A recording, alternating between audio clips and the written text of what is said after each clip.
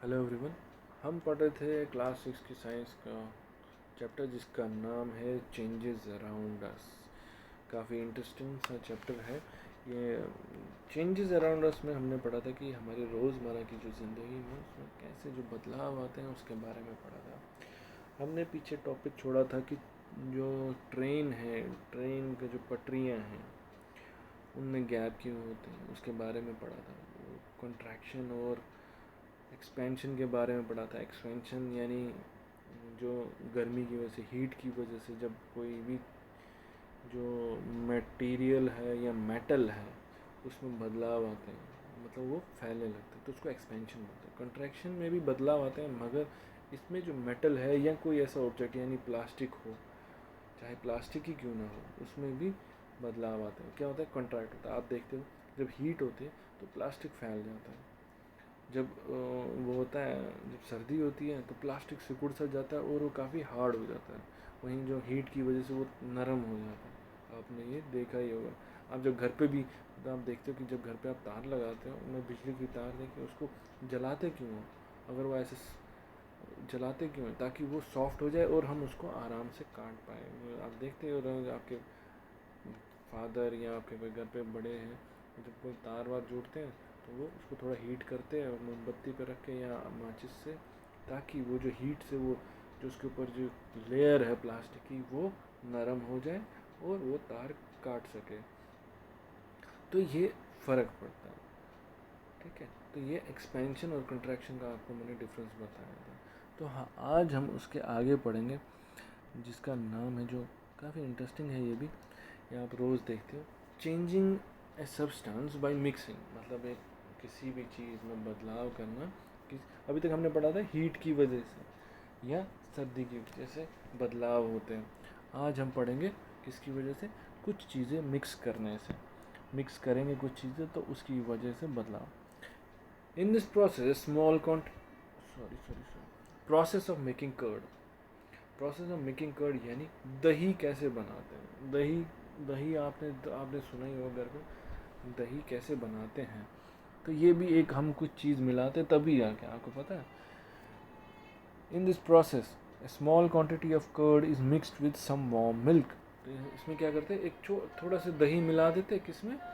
दूध में, वो भी गर्म दूध में। आप देखते हो, अगर आप घर पे देखोगे या अगर आपने नहीं देखा है, आज या कल जब भी मौका मिले आप अपने मम्मी से, अपने जो भी बड़े बुज़ुर्ग हैं या उनसे पूछ लेना कि दही कैसे जमाते हैं। ठीक है, क्या करते हैं, थोड़ा सा दही दही लेते हैं और एक जिसमें भी हमने दूध रखा हुआ है, जितना दूध हमको जमाना है दही में, उसमें वो 1 चम्मच डाल देते हैं और कुछ घंटों में या रात भर रखने में वो सुबह तक दही बन जाती है। ठीक है, तो कुछ ही घंटों में, अगर मान लिया जाए 12 घंटे या 10 घंटे, इन्हीं घंटों में जो दूध है वो दही में बदल जाता है। Thus, another major way of changing a substance is mixing it with another substance. तो ये एक तरीका है कि हम किसी भी चीज़ को बदल सकते हैं। कैसे? उसमें कुछ मिक्स करके, उसमें कुछ डाल के, उसमें बदलाव आ जाता है। और you can not reverse this process. आप इस प्रोसेस को बदल नहीं सकते। देखिए, ऐसे अगर होगा तो इस तरफ अगर मिल्क होगा, इस तरफ एक चम्मच कर्ड लिया, वो मिल्क में डाला, तो अगले कुछ घंटों में तो आपको एक दही प्रिपेयर मिलेगी। तो ये आपके घर पे ही एक एग्जांपल है कि किसी भी चीज़ में बदलाव कैसे होता है। एक सॉलिड एग्जांपल है। ठीक है, फिर कुछ बाकी जो एग्जांपल है वो जैसे कुछ ऐसे हैं। अदर एग्जांपल्स, बॉयल रिवर्सिबल में पहले पढ़ेंगे। बॉइलिंग ऑफ वाटर, यानी आप पानी को गर्म कर सकते हो, हाँ, हो गया गर्म, फिर उसको ठंडा कर सकते हो, तो मतलब इसमें कोई भी बदलाव नहीं हुआ। Dissolution of sugar in water, आप शुगर को पानी में मिला दो तो उसको वापस हम कर सकते हैं। कैसे? हम अगर उसका पानी सारा उड़ा दें तो लास्ट में, अगर पानी उड़ा दें मतलब जो पानी को बॉईल करते रहें, तो लास्ट में जब पानी पूरा बॉईल हो जाएगा तो लास्ट में हमारे पास सिर्फ शुगर ही बचेगा।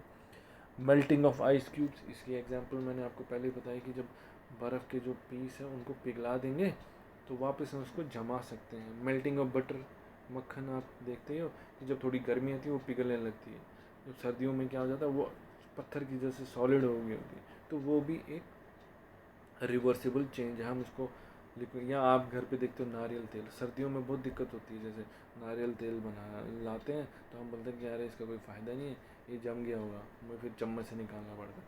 वहीं जब थोड़ा गर्मियाँ आती हैं तो वो नारियल तेल पानी की तरह बहता है, वो निकल जाता है बॉटल में से आराम से। तो ये कुछ एग्जांपल्स हैं जो रिवर्सिबल है। फिर आती है इरिवर्सिबल, कुकिंग ऑफ फूड।